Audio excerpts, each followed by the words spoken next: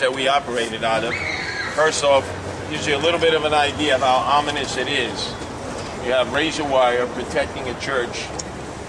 You have the connection between the church and the rectory and what was the high school. And if you see, the high school also has razor wire. This, Andrew's place, bad block. Always has been a bad block. Continues to be a bad block. That deli grocery was an empty storefront that was owned by the church and by our only supporter at that time, Father James McNally.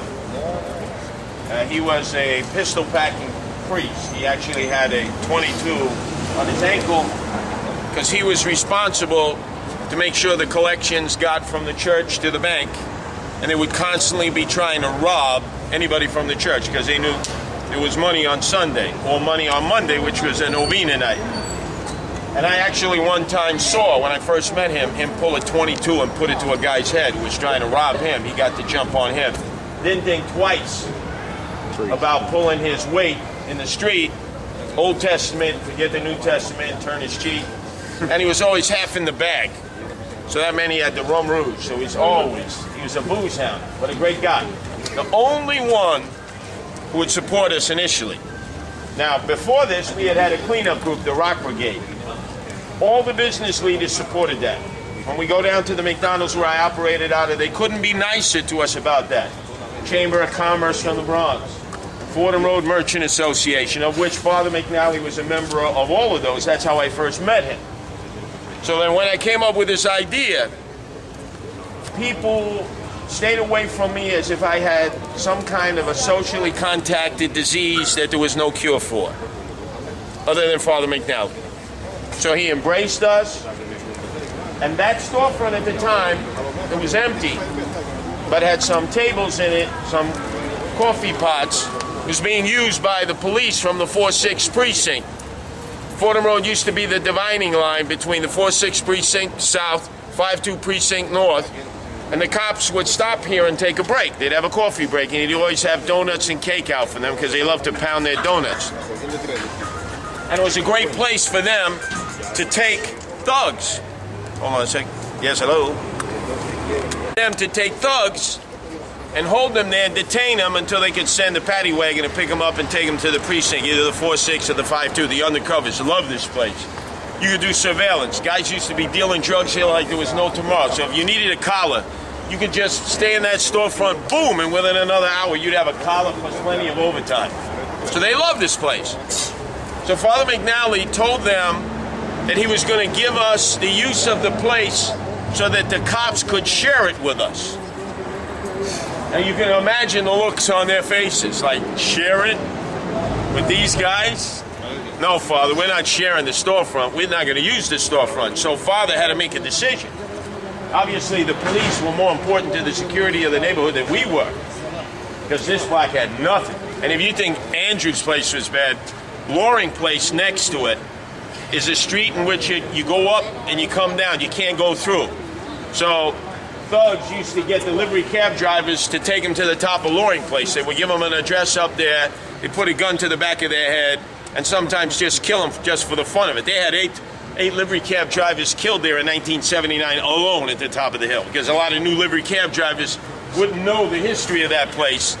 The more experienced cab drivers would know right away, you're going to Loring Place, not in my cab, because they know already that it was probably a scam up. They were going to get robbed and maybe possibly shot and killed. So this was ground zero, super dangerous. And it continues to be. We used to train in that park right across the street. So we had the support of the church through Father McNally.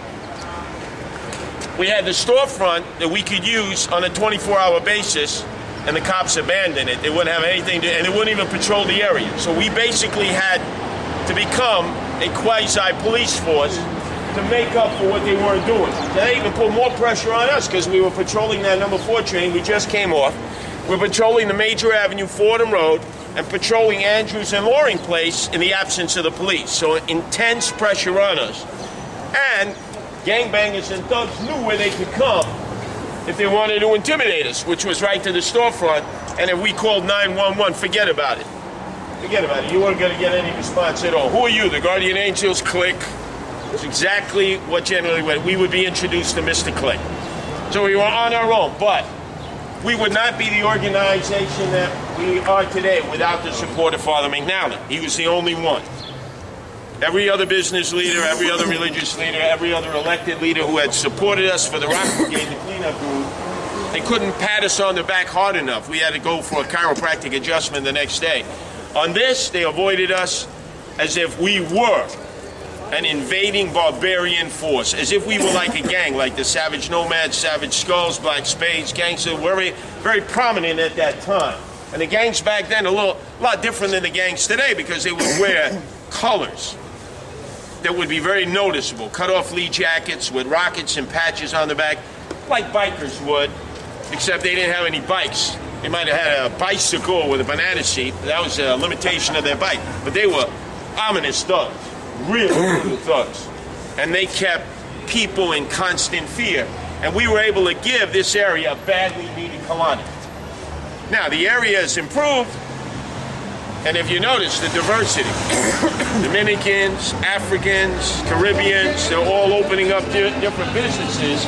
But the crime, although it's gotten less, it's still a dangerous area to be, particularly at night when the sun goes down. You notice how many police have we seen going through here? It's not a heavily policed area. And back then, forget it. The moment we moved into that storefront, no policing at all. And that high school was up and operating back then, and the kids were getting thugged up on a regular basis. So a lot of times, we literally have to form a circumference of protection to take them away from the school, past the thugs, and to wherever they were going, the trains or the buses. It was that bad. The thugs were literally like buzzards on the corner, be waiting for the kids to get out, because they know they were like an ATM machine, and they had the PIN numbers. So any questions about this area?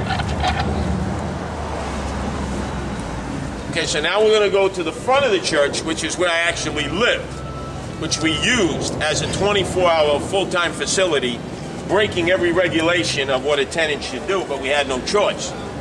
Because here, we couldn't sleep in here. The buildings department would immediately padlock the place if they caught anyone sleeping in there, because that's a commercial establishment. So all the sleeping was done in my apartment because we were a 24-hour effort. So we'll go to that phase. Okay, it's 2325. We're standing over here so you get a better view of the building. That's St. Nicholas of Tolentine, the church. Next to it is the rectory and the convent for the Dominican sisters. And then on the second floor was my apartment, rented as a residential apartment, but literally at times dozens of people coming in and out. So naturally, rightfully so, the tenants and the landlord wanted me evicted. Now, half the time I would be served with summonses for eviction and would have to fight off the eviction process. Now, they were completely correct. We were running an operation 24 hours a day, people coming and going, some people sleeping there. In fact, Rocky oftentimes would run the operation when I'd be out of town because we were just starting to expand the Guardian Angels. There was interest at that time from Newark, Chicago, Washington, Boston, Los Angeles, San Francisco. So I was making those very first trips in, which were not easy ones because we were met with a lot of adversity, a lot of negativity. So Rocky was able to hold this down. And let me tell you something. The cops knew we operated out of here in the storefront. And when they tried to entrap us or to set us up, to try to make it look or appear as if we had done things, they would always cause a confrontation in the foyer, in that area in which you would leave the lobby of the building and be walking out to the street. In fact, one time a whole bunch of DTs, while I was there, pulled out guns on a patrol and had them all down sucking concrete. And it was nothing more than looking to incite, see if we would actually react negatively. Also, search us, because they didn't believe that we didn't have weapons. And so I can't tell you how many times within the course of a patrol sometimes, cops would just stop us to do a stop and frisk because they really didn't believe that we didn't have weapons. And obviously, we did. Because if they had found it, it'd have been all over the newspapers. But the point is, they had to see for themselves. It was too good to be true in their minds that these young men, young women would not have weapons coming from all the different neighborhoods that they were coming from in order to meet here and get our training give our orientations, just touch base, conduct whatever disciplinary procedures had to be conducted in case we were washing anyone out or we were suspending anyone. And again, we were able to train in the park, meet in the storefront, bed people down in the apartment, and virtually operate within this 2 square block area, which was a very intense area. And again, if not for the support of Father James McNally, none of that could have been possible, because oftentimes when I would get served with an eviction notice, Father McNally would go down to tenant-landlord court and handle it himself. Since he had handled those kind of proceedings for many other tenants in the area, they would see him and immediately he would have juice where I wouldn't have had any juice. And the proceedings would always be postponed mysteriously. And the landlord was going crazy, and I don't blame him. I don't blame the other tenants. But we had no choice, because I had been fired from McDonald's just weeks after I had started the group. And I wasn't prepared to stop doing what we were doing, because originally we met at McDonald's. Not the one we passed on West Fordham Road, but the one further down the road where there's a lot more commercial activity. In fact, that's where we're going to next, because that's where the idea first came about. That's where the initial membership came from. That's where the initial people outside of those first 13 would come down and meet with me in the lobby of the restaurant, because they were interested either in joining or in expanding the idea into other parts of the city. So any questions at all?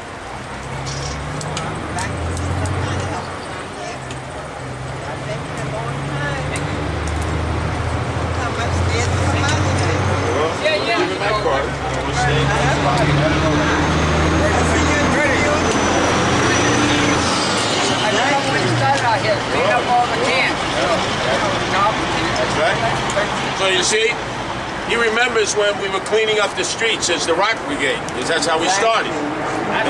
And everybody liked that, right? Oh, I know, I was younger. And then when we started the patrol, that's when everyone gave us grief. Right? No, but sometimes you call the police and they don't. That's right. Well, they never came for us. Yeah. Yeah. Before they come and go click, click, click. What happened? Right. But, and I've been here, I would say, good. I moved in this block in 76. So I've been here long. 76. So she moved on this block in 76. I moved in Right. this block in 76. Well, I actually lived in It that was apartment quiet where you can lay in, you can sit from on 78. the street. You can sit on the street, nothing will happen. Sit out there right. now and see what happens. Same neighborhood. No. The complex got the police officer that killed here, a robbery. My son was one of his workers. No, so I've been here long.